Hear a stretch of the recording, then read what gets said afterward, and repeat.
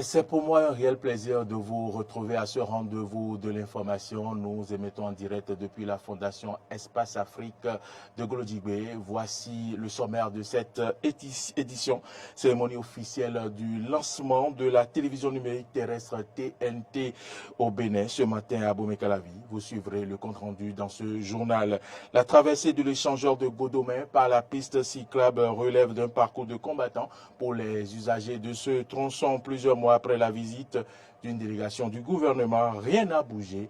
Nous en parlerons dans cette édition. Et puis, hors du Bénin, le président sud-africain a annoncé la démission prochaine du vice-président du pays. Voilà pour le sommaire. Gardez votre position pour le développement de ce journal.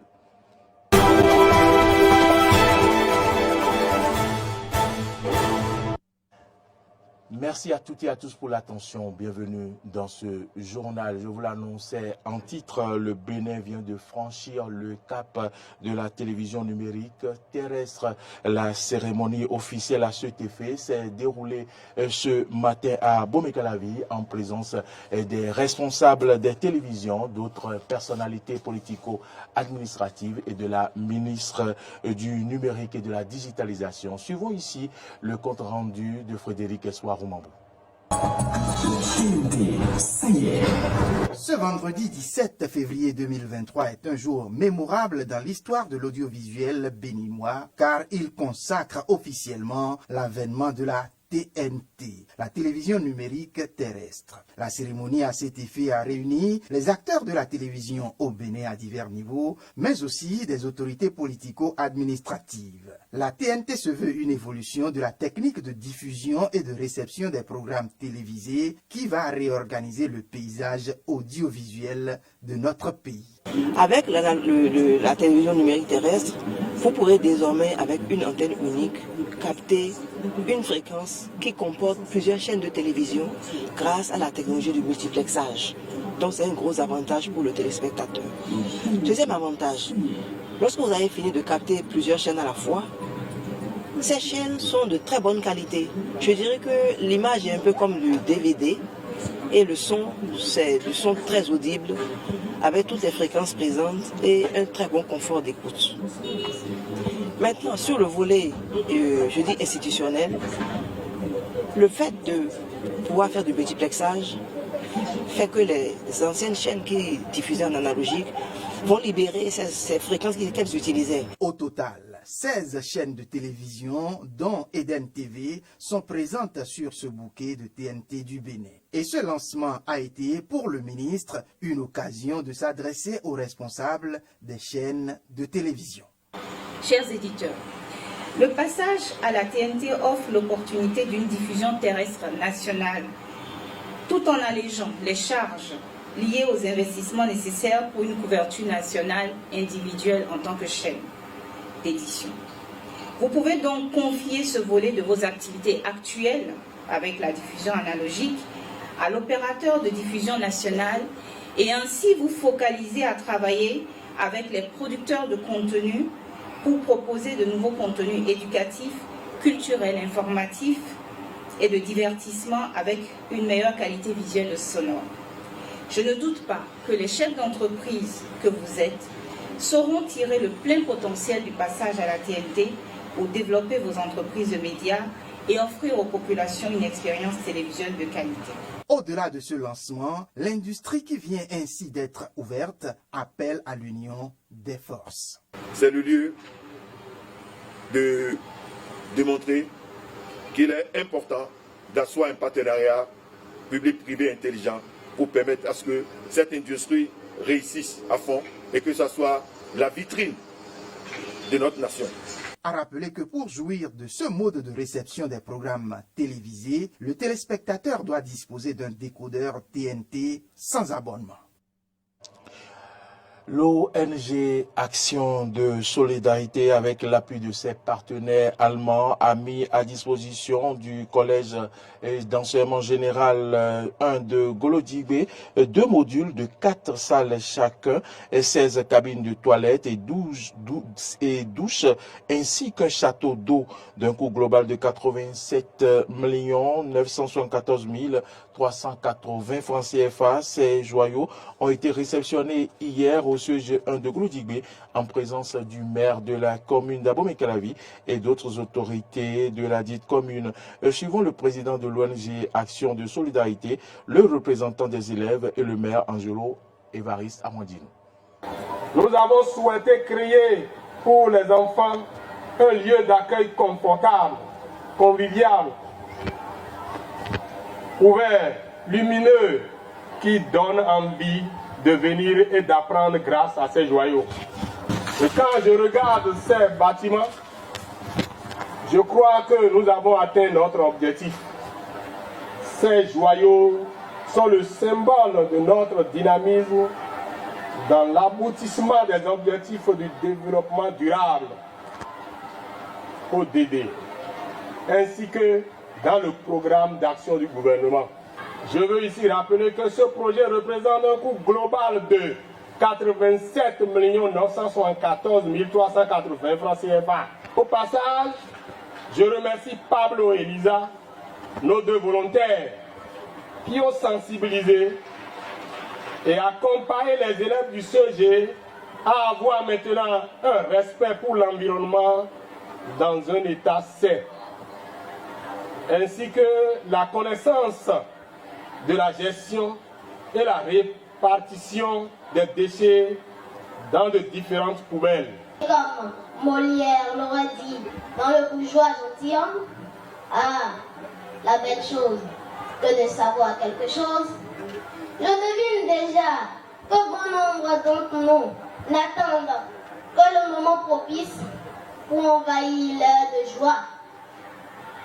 C'est de ce pas que j'ai tiré force et savoir pour m'armer de courage et venir humblement, promptement remercier nos différents donateurs. Chers élèves, qu'attendez-vous pour exclamer votre joie? Chers donateurs, à vous un merci très particulier, car ces bâtiments, au-delà du sens de responsabilité qui nous caractérise, sera bien évidemment d'une utilisation non négligeable à l'atteinte des différents objectifs fixés. Nous sommes fiers et cela témoigne de ce qui se fait au sein de cet établissement. J'ai écouté vos propos, vos doléances, ce qui a fait que j'ai dû ranger d'abord de côté le discours préparé pour être délivré ici et pour simplement faire parler nos cœurs. Je souhaiterais que les problèmes du CG1 Gloudigbe soient complètement résolus pour que nous puissions dire qu'à Gloudigbe CG1, nous avons atteint l'objectif. Dans les propos tout à l'heure, il est demandé à ce que dans les mois à venir, ce collège devienne un centre d'examen. C'est parce que le besoin est là. Ceux qui l'ont exprimé n'ont pas menti. Alors œuvrons donc à faire de ce centre, de ce collège, un centre d'examen. Grosse prise des douaniers béninois hier. Les éléments du service régional de lutte contre la fraude dans les départements du Borgou et de la Liborie ont réussi à mettre la main sur 15 000 cartouches de différentes catégories. Les individus qui transportaient les cartouches avaient emballé les différents cartons dans des sacs communément appelés dangotés. Les cartons qui contenaient les cartouches ont été cachés sous un tas de sable qui se trouvait dans un tricycle et que les présumés malfrats transportaient sans crainte. Mais les colis n'ont pu aller à destination puisqu'ils ont été interceptés par les éléments de la douane. Plus vigilants, les disciples de Saint-Mathieu ont réussi à identifier les cartouches et à mettre la main sur ceux qui étaient dans le tricycle. Comme je l'annonçais en titre, les usagers de la voie Cotonou à Abomey-Calavi, à hauteur de l'échangeur de Godomé, souffrent le martyre. La traversée de l'échangeur, pour ne pas dire le contournement par la piste cyclable, n'est pas du tout aisée. L'infrastructure se dégrade au jour le jour et expose à des risques énormes. Suivez ici le reportage réalisé par Arthur Wendo. 15h35. Nous sommes ici, à Godomè, sur la traversée de l'échangeur, prenant par la piste cyclable. Ici, l'on s'adonne à ce que l'on juge utile. On profite du bon vent qui circule sous l'échangeur. On expose ses petits fesses à un tonton curieux qui observe tout de près, pendant que d'autres préfèrent vaquer à des occupations en résolvant une équation très difficile à résoudre sur un tronçon pénible. C'est vraiment impraticable. Et ça fait déjà, je dirais même des années que la voie est ici. Elle est dégradée, elle n'est pas dans un bon état piteux. Vraiment, on devait faire appel à une société de la place dans notre pays pour arranger ça.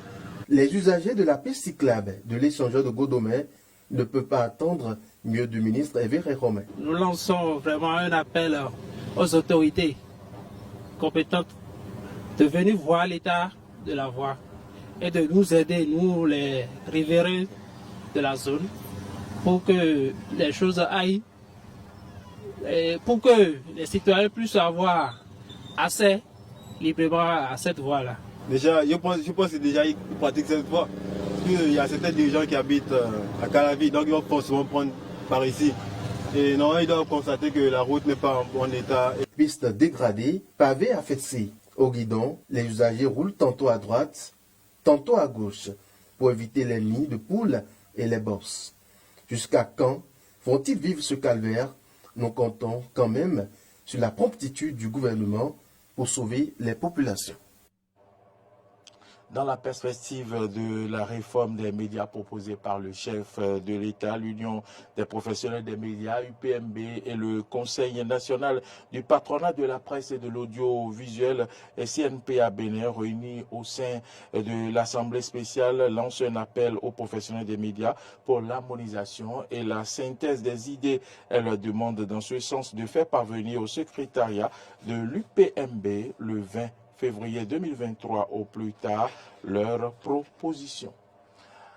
À présent, allons hors du Bénin. Le président sud-africain Cyril Ramaphosa a déclaré hier que la demande de démission du vice-président sud-africain David Mabuza serait acceptée. Le vice-président a communiqué son désir de quitter son poste.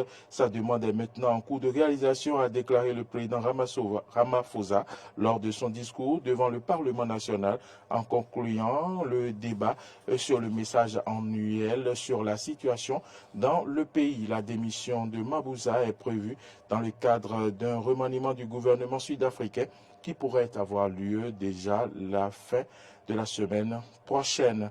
Allons en Guinée-Conakry, des échauffourées ont éclaté hier dans plusieurs quartiers de la banlieue de Conakry entre manifestants et forces de l'ordre, obligeant les autorités guinéennes à réquisitionner l'armée pour amener le calme. Le Front national de défense de la coalition FNDC avait appelé à manifester malgré l'interdiction de tout rassemblement par le pouvoir militaire. Le collectif d'opposition officiellement dissous par les autorités guinéennes demande un retour à l'ordre constitutionnel.